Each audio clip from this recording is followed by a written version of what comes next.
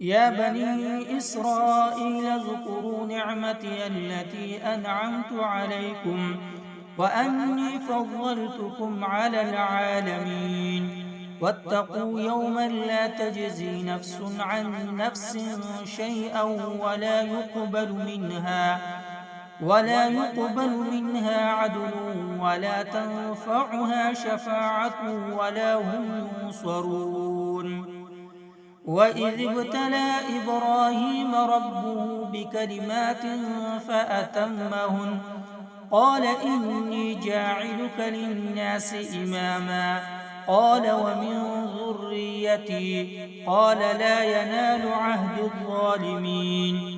وإذ جعلنا البيت مثابة للناس وأمنا واتخذوا من مقام إبراهيم مصلى وعهدنا إلى إبراهيم وإسماعيل أن طهر بيتي للطائفين والعاكفين والركع السجود. وإذ قال إبراهيم رب اجعل هذا بلدا آمنا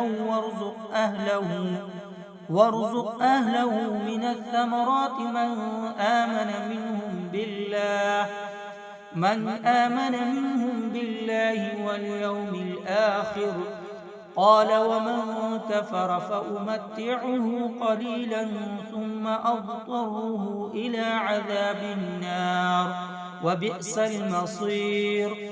وإذ يرفع إبراهيم القواعد من البيت وإسماعيل ربنا تقبل منا إنك أنت السميع العليم ربنا واجعلنا مسلمين لك ومن ذريتنا أمة مسلمة لك وأرنا مناسكنا وتب علينا إنك أنت التواب الرحيم. ربنا وابعث فيهم رسولا منهم يتلو عليهم آياتك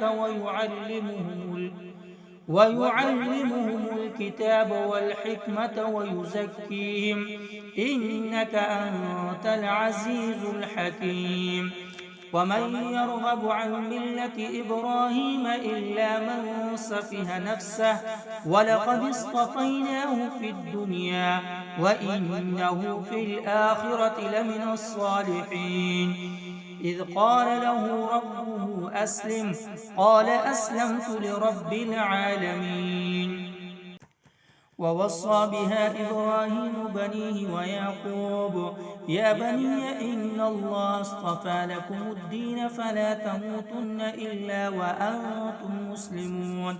أم كنتم شهداء إذ حضر يعقوب الموت إذ قال لبنيه ما تعبدون من بعدي قالوا نعبد إلهك وإله آبائك إبراهيم وإسماعيل وإسحاق إلها واحدا ونحن له مسلمون.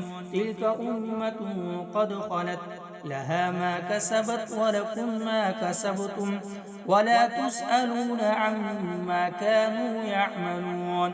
وقالوا كونوا هودا أو نصارى تهتدوا قل بل ملة إبراهيم حنيفا وما كان من المشركين.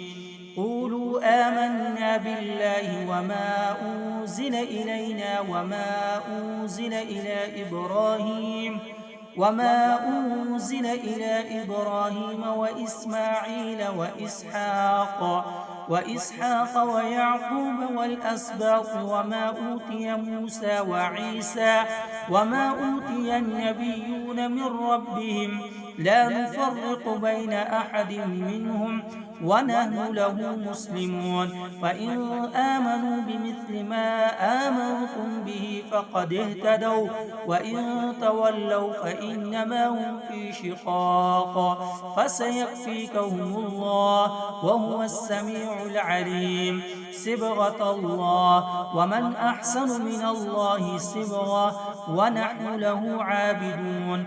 قل أتحاجوننا في الله وهو ربنا وربكم ولنا أعمالنا ولكم أعمالكم ونحن له مخلصون أم تقولون إن إبراهيم وإسماعيل وإسحاق ويعقوب والأسباط كانوا هودا أو نصارى قل أأنتم أعلم عن الله ومن أظلم ممن كتم شهادة عنده من الله وما الله بغافل عما تعملون تلك أمة قد خلت لها ما كسبت ولكم ما كسبتم ولا تسألون عما كانوا يعملون.